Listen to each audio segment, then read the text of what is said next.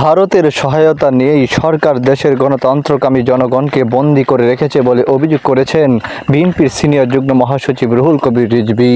রাজধানীর উত্তরার Diabari fantasy island এ হাজী মোহাম্মদ মোস্তফা জামানের উদ্যোগে ঢাকা মহানগর উত্তরের 7টি থানার কারা নির্যাতিত নেতাকর্মীদের সম্মানে এক ঈদ পূর্ণমিলনী অনুষ্ঠানে এ অভিযোগ করেন তিনি বলেন, আপনারা দেশের মানুষের হৃদয়ের ভাষা বুঝতে পারেননি।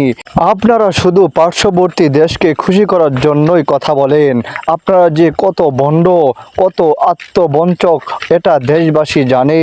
এজন্য অবাধ সুষ্ঠু নির্বাচন দেন না, এজন্য মত প্রকাশের স্বাধীনতা দেন না, এজন্য জনগণের সমস্ত নাগরিক স্বাধীনতা, নাগরিক অধিকারকে আপনারা আজকে কুক্ষিগত করেছেন।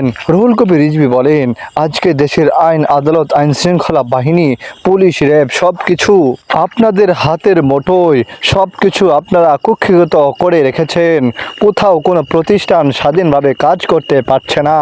সব আওয়ামী ফ্যাসিবাদের ছাতার নিচে আপনারা বন্দী করে রেখেছেন।